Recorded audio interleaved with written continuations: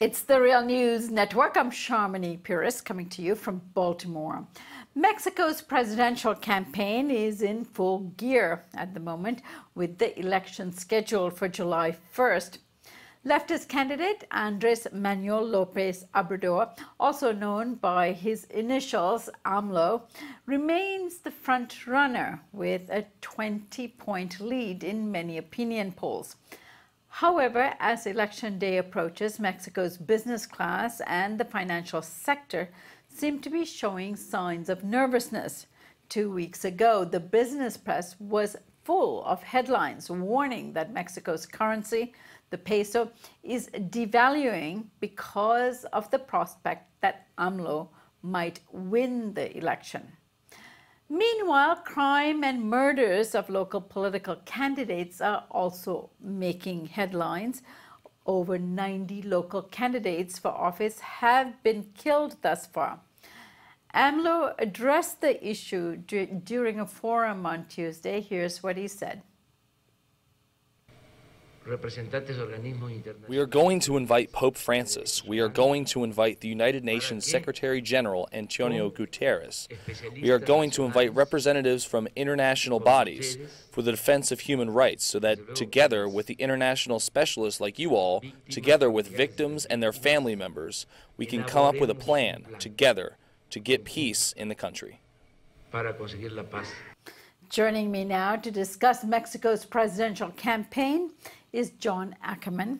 John is a professor at National Autonomous University of Mexico, UNAM, and editor-in-chief of the Mexican Law Review, and a columnist for the publication La Jornada and Proceso. Good to have you back with us, John. Thank you, Sharmini. A pleasure as always. Muchos saludos. All right, John, let's start with AMLO's plan to address violence in Mexico. He said he would invite the Pope, a very good political move, and that he would invite other experts and have conversations with the families that are affected by all of this violence. That sounds like a good beginning, but certainly not a plan to address the magnitude of the problem in Mexico. Apparently 2017 was the most violent year thus far. Now, with 30,000 murders in 1 year. Now, according to Bloomberg, who has looked into this issue, they say that the rise in homicides can be blamed partly on the arrest of Joaquin El Chapo Guzman, the head of the powerful Sinaloa cartel, who was extradited to the U.S., and now that has spurred a number, or I guess more than a number, if some 23,000 people have been killed in turf wars. So tell us about the magnitude of the problem we are dealing with in Mexico and what the main candidates are saying about how to address the problem. 2017 broke all the records. There's over 30,000 homicides last year, as you mentioned. With every new decapitation, they call it, strategy of grabbing the narco leaders, or in this case, extraditing them to the United States, the increase in violence is seen as somehow an indication of success. So something needs to change structurally. It's not just a question of grabbing the leaders. We need to have a bottom-up strategy, not just a top-down strategy, and that's what Lopez Obrador is talking about. Yes, it's very abstract still, talking about the Pope, talking about the UN, but talking about the victims too, talking about human rights. The idea is for all of Mexican society itself, under the leadership of the president, to transit towards a new system based on the rule of law. So this is why he's talking about amnesty for some people, particularly thinking about the youth or the peasants who have been tied up in these criminal networks. He's talking about bringing the rule of law down to earth. So you have a very big problem in Mexico today. Only 9 of every 100 crimes are actually reported to the authorities. So that's sort of the first step. And the authorities, of course, even with those very small amount of crimes, don't bring justice. Only 1% of all crimes are actually punished in Mexico. But the first step is for society to trust and to work with its government. And in order for that to happen, government is to reach out to the people and work with them and break with this very authoritarian, top-down, militarized, Washington-directed strategy, which has failed the last 10 years. And so that's what's on the table. That's what Lopez Obrador is trying to put on the table. And I think, very humbly opening things up for the experts to come in. I'm realizing that he's not an expert on this particular topic, but that he, does have a very good sense of what the Mexican people need and want. All right, John, now this is, as we've all identified, a huge problem. What are the other candidates saying about how to address violence in Mexico?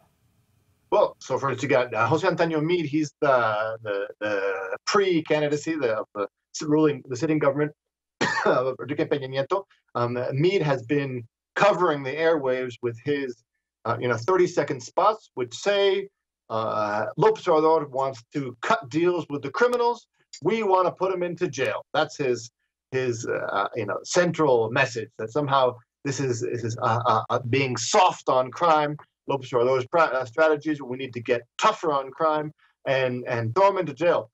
Mexicans kind of laugh at these announcements, or many Mexicans, because of course Meade himself is very much tied up with these networks of criminal governments, because you have to understand that these criminal networks, these narco networks, don't operate alone. That's why they're killing politicians, because they need protection from local government, but also state level and federal government. And Meade is very much tied up in this network of complicity. And so it's not really believable, this strategy. Yeah, of course you need to use the police. I would say not the military. This militarized strategy has been very much mistaken over the last 10 years. The state has a role in coercion and putting people into jail, but in general, that's what's on the table, the distinction between trying to transit towards a different system or continuing with the same punitive system. Anaya himself, the Panista candidate, the right-wing Christian Democratic candidate, is barking up the same tree, saying that Lopez Obrador is somehow soft, we need to be tough, and that's how we'll resolve the crime issue. All right, John, let's get to the issue of violence and how it's impacting the elections. Now, on Wednesday, 80 candidates in the state of Chihuahua announced that they would actually withdraw their candidacies in protest against the slew of murders and attacks against local candidates. Now, over 90 local candidates for office have been killed thus far. So tell us how the government is addressing this problem and how it's affecting sort of the democratic values in this election. Right. Well, the two sides to it. One is the fact that we have this incredible crisis of violence and of homicides throughout the country. And so politicians and candidates are playing on this violent playing field and are getting caught up in it itself. But the other side is that, the regime, the sitting regime of the PRI allied with the PAN, is afraid. They're afraid that Lopez Obrador might win. They're afraid that there might be a new system put into place against corruption and the rule of law, and that they might be judged or investigated due to this new system. And so many of this, particularly electoral violence, the suspicion is that it's directly provoked, in fact, by other politicians who are afraid of losing power. And so this is definitely dangerous. In the recent days, even Lopez Obrador himself has been getting death threats. Even a national journalist, Ricardo Aleman, suggested on Twitter that Lopez Obrador's own followers should knock him out, just like John Lennon, just as happened to John Lennon, he said. And so he was immediately fired, actually, from his two or three different media where he works, but due to the incredible social network reaction to that insinuation of assassination of Lopez Obrador. But in general, yes, that's there's on one side you have the violence, on the other hand you have a strategy of fear. They're trying to put fear into the Mexican people so that they don't come out and vote on July 1st. All right, let's turn now to the issue of AMLO's relationship with the business class. As I said off the top, the business sector is rather nervous about a left-wing candidate leading in the polls. So tell us about his economic platform and how the business class is responding to AMLO. And also Mexico has had a nationalized oil industry since the 1930s under state-owned companies like Pemex. Now, how do you think AMLO is going to approach this whole issue of managing the oil industry as well?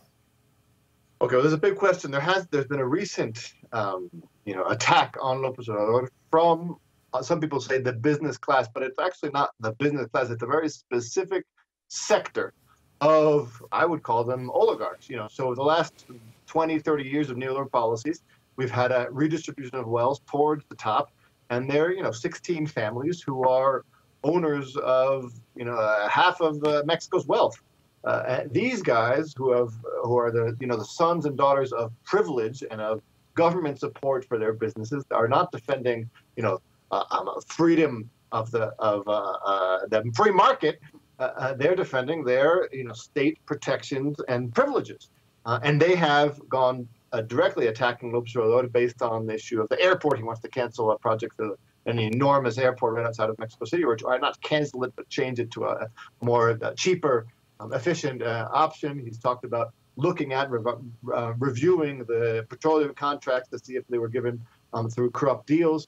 And so they're starting to get nervous, and they are attacking him directly. But actually, once again, just as happened with this journalist case, that attack of a small group has created actually an upswell of support for López Obrador. There was been a lot of support for instance, from small and medium-sized businesses have been publishing, public communiques in favor of López Obrador, and even plenty of big businessmen from Monterrey and from the north have also come out and said, these guys, these oligarchs don't represent us. We want an honest and a fair government. And that's how we're actually going to promote free competition and economic development. And so that's where right now, of course, the problem is that the media, the local media, is very close to these oligarchs and not so much to the other parts of the business class. And so they've been presenting the issue to the Mexican people and to the international press as if there was a more fundamental conflict between López Obrador and all corporations, the entire business class in Mexico. All right, John, I thank you so much for joining us today. We'll look forward to you next week. Yeah, wonderful to talk to you. As always, Charmaine, we'll keep in touch. And thank you for joining us here on the Real News Network.